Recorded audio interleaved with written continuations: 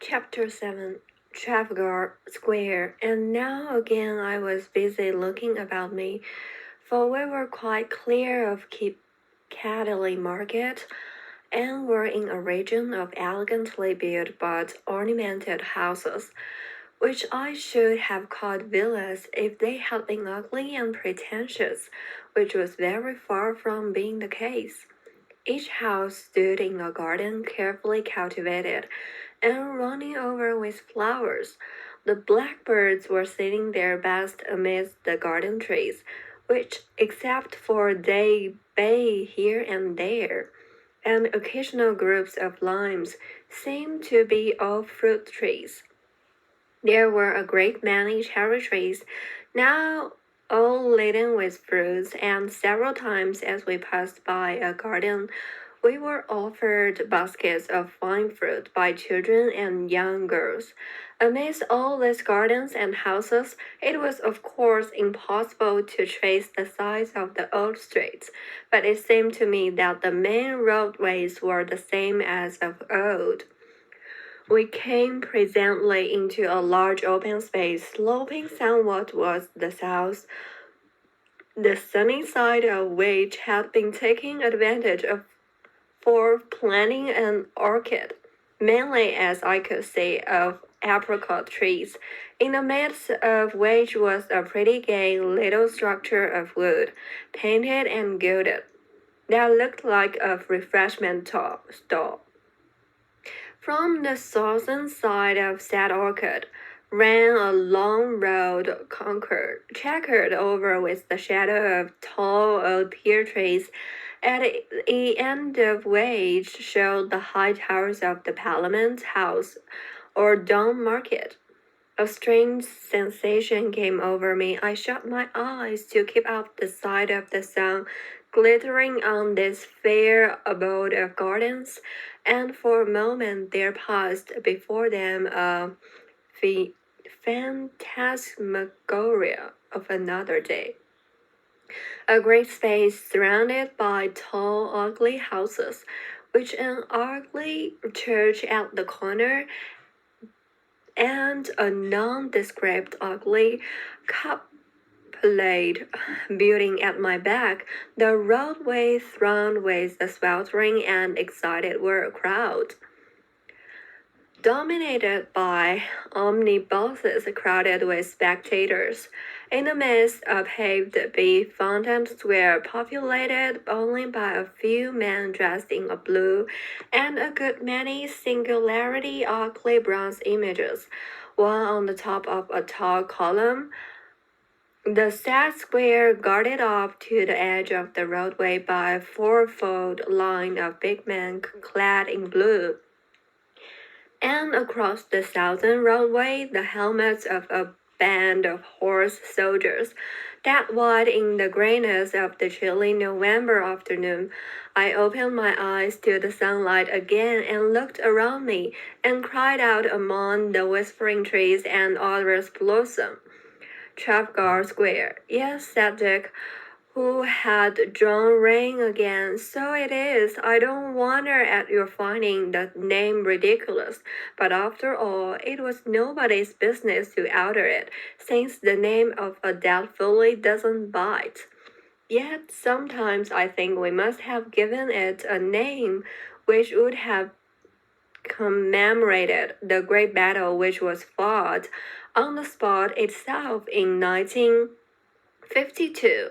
That was important enough if the histories don't lie, which they generally do, or at least did, said the old man. For instance, what can you make of this, neighbors? I have read a muddled account in a book, or a stupid good book called James' Social Democratic History, of a flight which took place here in or about the year 1887. I am bad at dates. Some people says this story we're going to hold a word mote here, or some such thing, and the government of London, or the council, or the commission, or what not other barbarous Hatch body of foes fell upon their citizens as they were then called with the armed hand. That seemed too ridiculous to be true, but according to this version of the story, nothing much came of it, which certainly is too ridiculous to be true. Well, quoth I, but after all, your Mr. James is right so far, and it is true, except that there was no fighting, merely unarmed and peaceful people attacked by ruffians and armed with bludgeons. And they put up with that, said Dick, with the first unpleasant expression I had seen on his good-tempered face. Said I, rattling. We had to put up with it. We couldn't help it. The old man looked at me keenly and said, You seem to know a great deal about it, neighbor. And is it really true that nothing came of it? This came of it, said I, that a good many people were sent to prison because of it. What of the bludgeoners? Said the old man. Poor devils. No, no, said I, of the bludgeons, said the old man rather severely. Friend, I expect that you have been reading some rotten collection of lies and have been taken in by it too easily. I assure you, said I, what I have been saying is true. Well, I'm sure you think so, neighbor, said the old man, but I don't see why you should be so cocksure. As I couldn't explain why I held my tongue. Meanwhile, Dick, who had been sitting with knit brows, cogitating, spoke at last and said gently and rather sadly, How strange to think that there have been men like ourselves and living in this beautiful and happy country, who I suppose had feelings and affections like ourselves, who could yet do such dreadful things. Yes, said I in a dejected tone. Yet after all, even those days were a great improvement on the days that had gone before them. Have you not read of the medieval period and the ferocity of its criminal laws, and how in those days men fairly seem to have enjoyed tormenting their fellow men? Nay, for the matter of that, they made their God a tormentor and a jailer, rather than anything else. Yes, said Dick. There are good books on that period also, some of which I have read, but as to the great improvement of the 19th century, I don't see it. After all, the medieval folk acted after their conscience, as your remark about their God, which is true, shows. And they were ready to bear what they inflicted on others, whereas the 19th century ones were hypocrites and pretended to be humane, and yet went on tormenting those whom they dared to trade so by shutting them up in prison for no reason at all, except that they were what they themselves, the prison masters, had forced them to be. Oh, it's horrible to think of. But perhaps, said I, they did not know what the prisons were like. Dick seemed roused and even angry. More shame for them, said he. When you and I know it all these years afterwards, look you, neighbor, they couldn't fail to know what a disgrace a prison is to the Commonwealth at the best, and that their prisons were a good step on towards being at the worst. Quoth I, but have you no prisons at all? No? As soon as the words were out of my mouth, I felt that I had made a mistake, for Dick flushed red and frowned, and the old man looked surprised and pained, and presently Dick said angrily, yet as if restraining himself somewhat, Man alive, how can you ask such a question? Have I not told you that we know what a present means by the undoubted evidence of really trustworthy books? How about by our own imagination? And haven't you specially caught me to notice that the people about the roads and streets look happy? And how could they look happy if they knew that their neighbors were shut up in prison? Well, they warn such things quietly, and if there were people in prison, you couldn't hide it from folk like you may an occasional man slaying because that isn't done of set purpose, with a lot of people backing up the slayer in cold blood as this prison business is. Prisons indeed. Oh, no, no, no. He stopped and began to cool down and said in a kind voice, but forgive me, I needn't be so hot about it since there are not any prisons. I'm afraid you will think the worse of me for losing my temper. Of course, you coming from the outland cannot be expected to know about these things, and now I'm afraid I have made you feel uncomfortable. In a way, he had, but he was so generous in his heat. And I liked him the better for it, and I said, no, really, it is all my fault for being so stupid. Let me change the subject and ask you what the stately building is on our left, just showing at the end of that grove of plane trees. He said, that is an old building built before the middle of the 20th century, and as you see, in a queer, fantastic style, not over beauty, but there are some fine things inside it too. Mostly pictures, some very old. It is called the National Gallery. I have sometimes puzzled as to what the name means. Anyhow, nowadays, wherever there's a place where pictures are kept as curiosities, permanently it is called a national gallery. Perhaps after this one. Of course, there are a good many of them up and down the country. I didn't try to enlighten him, feeling the task too heavy, but I put out my magnificent pipe and fell smoking, and the old horse jogged on again. As we went, I said, this pipe is a very elaborate toy, and you seemed so reasonable in this country, and your architecture is so good that I rather wonder at your turning out such trivialities.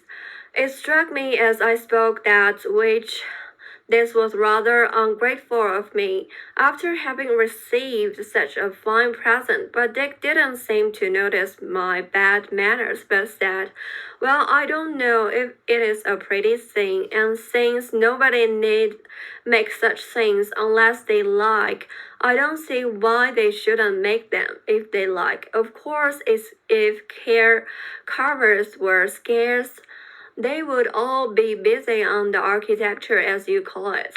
And then these toys, a good word, would not be made. But since there are plenty of people who can carve, in fact, almost everybody, and as work is somewhat scarce, or we are afraid it may be folk, do not discourage this kind of pretty work.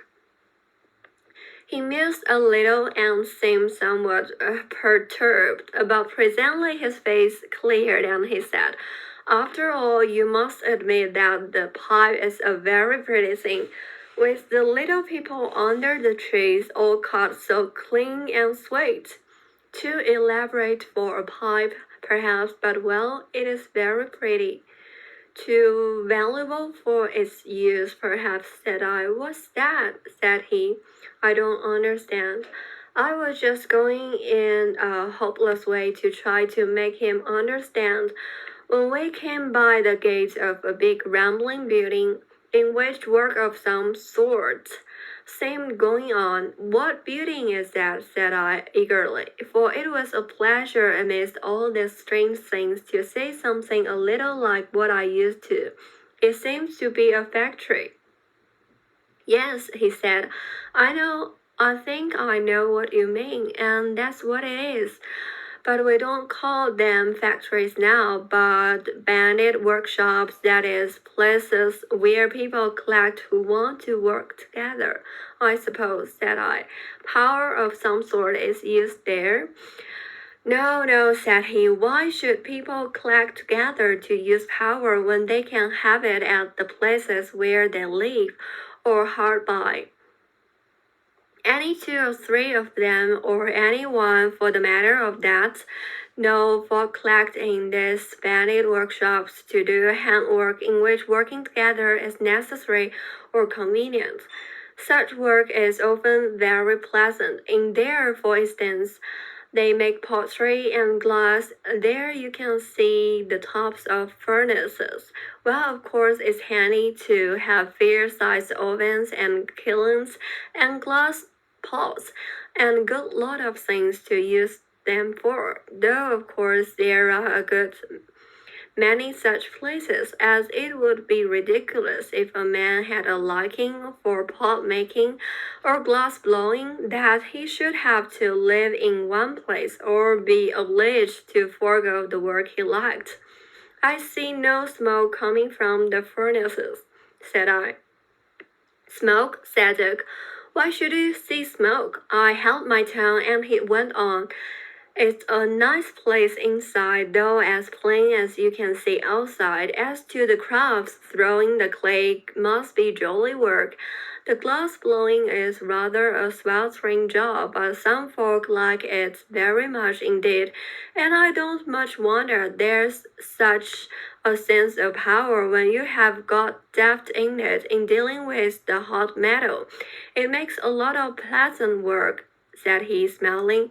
For however much care you take of such goods, break them well one day or another, so there is always plenty to do. I held my tongue and pondered. We came just here on a gang of men. Road mending which delayed us a little, but I was not sorry for it, for all I had seen hitherto seemed a mere part of a summer holiday, and I wanted to see how these folk would let to on a piece of real necessary work. They had been resting and had only just begun work again as we came up, so that the rattle of pigs was what woke me from my musing.